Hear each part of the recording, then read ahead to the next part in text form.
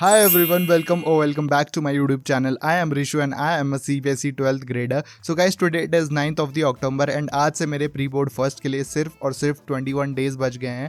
So in this particular video, I will share how I am preparing for my pre board 1 and also I'll share some tips and techniques by which you can also score 90 plus in your pre board first examination. So if you are new to this channel, then don't forget to hit the like button and don't forget to subscribe to the channel. Now let's start the video. Hello दोस्तों, सो आज के दिन की शुरुआत लगभग सुबह के 1 बजे से हुई बिकॉज आई फील कि अर्ली स्टार्ट करने से तुम्हारे पास एक दिन में रोज के मुकाबले काफी ज्यादा टाइम हो जाता है. एनीवेज उठते ही सीधा मैंने ठंडे ठंडे पानी से ब्रश एंड फेस वॉश किया ताकि नींद जल्दी से जल्दी दूर हो जाए. एंड देन मैंने अपना स्टडी टेबल क्लीन किया क्योंकि वो हमेशा से गंदा ही रहता है एंड सुबह उठते ही सबसे पहला टास्क मेरा यही होता है. देन मोबाइल में अपना प्यारा सा थोपड़े के दर्शन करके पूरे दिन का प्लान किया, डेली टारगेट्स बनाए एंड सीधा अपना फाइल वर्क कंप्लीट करने बैठ गया बिकॉज मैं आजकल स्कूल नहीं जा रहा हूँ एंड इसके पीछे 2 रीजन है. फर्स्ट इसकी मेरे पैर में चोट लगी है एंड सेकंड हमारे स्कूल में एनुअल डे की फुल ऑन प्रिपरेशन चल रही है एंड पढ़ाई का तो नामो निशान नहीं है. सो मैं इस टाइम को यूटिलाइज करना चाहता था एंड फाइल वर्क को सबमिट करने की ऑलरेडी डेट जा चुकी है और मेरा फाइल वर्क अभी तक कंप्लीट ही नहीं हुआ. सो मेरे को उसको कंप्लीट करके आज के आज अपने दोस्त को देना था ताकि वो स्कूल में जाके सबमिट कर सके. एंड साथ में मैंने लीव एप्लीकेशन भी लिख ली थी एंड उसके तुरंत बाद मैंने हिस्ट्री के last chapter framing the constitution को पढ़ना स्टार्ट किया बिकॉज अब तो मैं कुछ ज्यादा ही पैनिक कर रहा हूँ क्योंकि 20 दिन में मेरे को सिलेबस भी कंप्लीट करना है, पीवाईक्यूज भी देखना है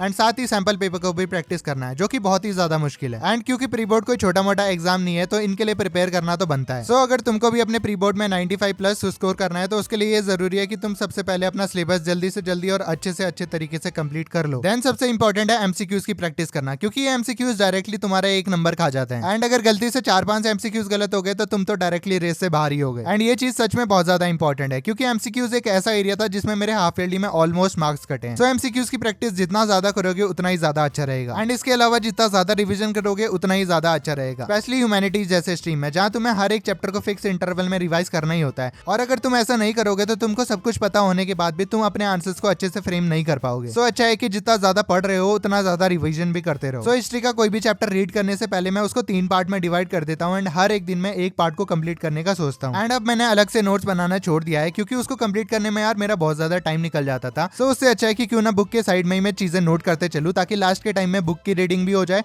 और अपने नोट्स भी रिवाइज कर लूं. सो 6:45 तक मैंने चैप्टर के लगभग 2 टॉपिक कंप्लीट कर दिए थे एंड देन मैं अपने फाइल वर्क को अपने फ्रेंड को देने चले गया था. एंड फाइल देने के बाद लगभग 7:16 तक मैं घर वापस आ गया था एंड जब मैं घर से निकला तब आसमान में कड़ी धूप निकली हुई थी और जब घर आया तो पूरा वातावरण काला हो गया था और इतनी ज्यादा हवाएं चल रही थी मानो मैं कूलर के सामने खड़ा हुआ हूँ. देन उसके बाद मैंने इंग्लिश की पोएम रोड साइड स्टैंड को कंप्लीट करना चालू कर दिया. सो वैसे ये पोएम मैंने थोड़ी ऑलरेडी कर रखी है बट आज मेरे को इस पूरी पोएम को कंप्लीट करना ही था. सच बताऊं तो ये पोएम पढ़ने से पहले मेरा माइंड भी लग्जरियस आइटम और आई कैचिंग शॉप्स की तरफ अट्रैक्ट होता था बट आज इस पोएम को पढ़ने के बाद रियलाइज हुआ कि अगर हमारे पैसे छोटे छोटे शॉपकीपर्स तक जाएंगे तो कैसे उनकी लाइफ में हम जॉय और हैप्पीनेस को एंट्री दे सकते हैं. एंड अगर उनकी खुशी के लिए हम कोई अनवांटेड चीज खरीद भी लेते हैं तो उसमें कोई बुराई नहीं है, उल्टा तुमको ये सब चीजें करके ब्लेसिंग्स ही मिलेगी. एंड उन भोले लोगों की लाइफ इतनी ज्यादा ट्यूमल्टियस और मैनिपुलेटिंग होती है कि उसको सोच के ही बहुत ज्यादा बुरा लगता है. देन लगभग 9 बजे तक पोएम कंप्लीट करके आई हैड माय ब्रेकफास्ट जिसमें बेसिकली मैंने मैगी रोटी खाई बिकॉज लाइफ में कभी कभी लाइट ब्रेकफास्ट भी करना जरूरी है. देन ब्रेकफास्ट करके मेरे को एक स्केच कंप्लीट करना था बिकॉज वो मेरी फ्रेंड का है और वो मेरे को मैसेज कर करके मेरा दिमाग खा गई है. सो आज सोचा क्यों ना इसको कंप्लीट करके उसकी जुबान पूरी तरीके से बंद कर दूं. एंड अगर सच बताऊं तो मेरी ड्राइंग इतनी भी ज्यादा अच्छी नहीं है कि कोई मेरी ड्राइंग के लिए पे कर सके बट इतनी भी ज्यादा बेकार नहीं है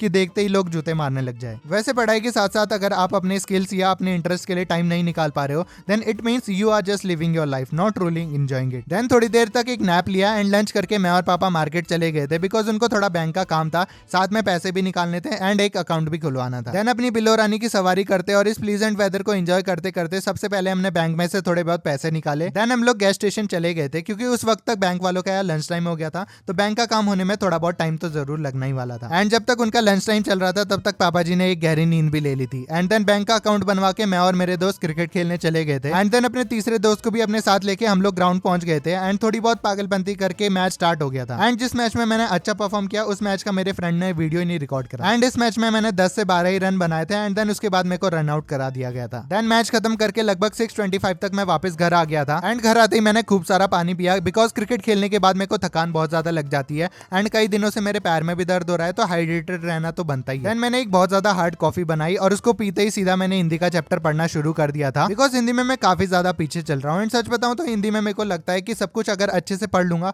तभी जाके मेरे आंसर्स अच्छे से प्रॉपरली फ्रेम हो पाएंगे. एंड हिंदी के इस चैप्टर से मेरे को ये समझ आया कि छोटी छोटी चीजें अगर उलट पुलट कर देते हैं तो वो चीजें कितनी ज्यादा बदल जाती है और उनका हमारी लाइफ पे कितना ज्यादा इंपैक्ट पड़ता है. ठीक वैसे ही जैसे श्रमिक विभाजन से श्रम का विभाजन होता है और श्रम विभाजन ही जाति प्रथा का परिणाम भी है। लेकिन अगर हम इसको उल्टा करके जाति प्रथा के कारण श्रमिक विभाजन माने तो इससे समाज में कितना ज्यादा दुष्परिणाम पड़ सकता है। ठीक वैसे ही एक आदर्श समाज में क्या क्या चीजें होनी चाहिए वो भी मेरे को समझ आया। एंड जो यूजुअल डिस्क्रिमिनेशन हम नेपोटिज्म को मद्देनजर रखते हुए करते हैं वो कितना ज्यादा गलत है। सो हिंदी का लगभग मेरा सिलेबस हो तो रखा है बट इतना ज्यादा प्रॉपर्ली नहीं हो रखा है कि मैं उसको कंप्लीट मानूं। एंड अब मैं सोच रहा हूँ कि एक तरफ से सिलेबस कंप्लीट करना चालू कर देता हूँ, बिकॉज अगर मैं सारे सब्जेक्ट को एक साथ लेके चलूंगा तो उससे मैं हर एक सब्जेक्ट में बस एवरेज स्कोर कर पाऊंगा। बट अगर मैं एक तरफ से सब्जेक्ट वाइज सिलेबस कंप्लीट करूंगा तो एटलीस्ट एक दो सब्जेक्ट तो मेरे ऐसे रहेंगे जिसमें मैं अच्छा स्कोर कर सकता हूँ। देन 855 तक मेरा चैप्टर अच्छे से कंप्लीट हो गया था। एंड देन थोड़ी देर मैंने ओसवाल बुक के इस बुक से चैप्टर वाइज पीवाईक्यूज को प्रैक्टिस करा एंड देखा कि किस टॉपिक से किस टाइप के क्वेश्चंस बन रहे हैं, कितने नंबर के क्वेश्चन बन रहे हैं एंड लॉन्ग आंसर और शॉर्ट आंसर में किस टाइप की वेरिएशन आ रही है। एंड सच बताऊं तो अगर तुम भी चैप्टर को सिर्फ पढ़ रहे हो एंड उसके पीवाईक्यूज प्रैक्टिस नहीं कर रहे हो तो तुमको अपनी चैप्टर की अंडरस्टैंडिंग कभी प्रॉपर्ली हो गई नहीं, क्योंकि तुमको ये चीज पता ही नहीं होगी कि क्वेश्चन में प्रॉपर वर्ड्स कैसे लिखने हैं और उसकी लिमिट में रहते हुए ज्यादा से ज्यादा इन्फॉर्मेशन कैसे ऐड करनी है। देन क्वेश्चन प्रैक्टिस करके I started doing chapter mineral and energy resources, क्योंकि ज्योग्राफी में मेरा सिलेबस अभी भी काफी हद तक बचा हुआ है। एंड अगर ऐसे ही चलता रहा तो ज्योग्राफी में 50 नंबर स्कोर करना भी बहुत ज्यादा मुश्किल हो जाएगा। एंड ज्योग्राफी हिस्ट्री जैसे सब्जेक्ट में सिर्फ सिलेबस कंप्लीट करना इनफ नहीं होता, बल्कि एमसीक्यूज, पीवाईक्यूज, सैंपल पेपर,